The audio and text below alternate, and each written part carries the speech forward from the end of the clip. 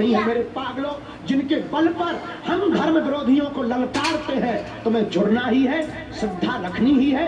हमारे जैसे मूर्ख पर मत रखो, हमारे जैसे नालायक पर मत रखो, हमारे जैसे विचित्र इंसान पर मत रखो। श्रद्धा रखनी ही है तो जिनके बल पर हम धर्म विरोधियों की ठटरी बारते हैं, ऐसे बागेश्वर हनुमान जी पर अपनी श्रद्धा रखो।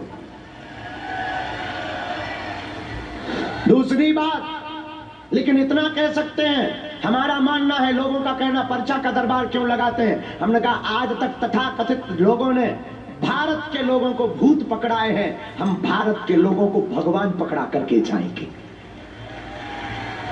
और जो कहते थे सनातन धर्म क्या है, लोग कहते थे क्या है तुम्हारे धर्म में, संत तो पाखंडी होते हैं, कोई दिव्य शक्तियां नहीं होती हैं, तुम्हारी ठटरी। बड़े बड़े बुद्धिमान, बड़े बड़े तार्किक, बड़े बड़े विद्वान, बड़े बड़े कैमरा वाले पोल खोलने आते, ठटरी के बड़े अपनी खुलवा करके जाते। यही हनुमान जी के चरणों का चमत्कार है। किसका चमत्कार है? हमारी तुमसे भी प्रार्थना, जो दरबार में बैठे हैं, तुम वही पूछना जो तुम सुन पाओ, कि तुम फिर कहो गुरुजी हमारी इंटरनेशनल बेइज्जती हो गई। ठटरी के बड़े लुकर लुकर करोगे तो भांगड़ा खिल जाएगा। हाँ, इसलिए वही पूछना, क्योंकि हमारे पास है वाईफाई, ये है बहुत हाई फाई, हम दिखा रहे ये हाँ। वाईफाई यहाँ सैटेलाइट बागेश्वर धाम पे लगा, और इस दुनिया में ऐसा कोई आदमी नहीं जिसका कोई कांड ना हो,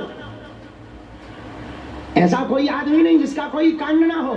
और ये धमकी नहीं है, डिस्क्लेमर है, ये धमकी नहीं है।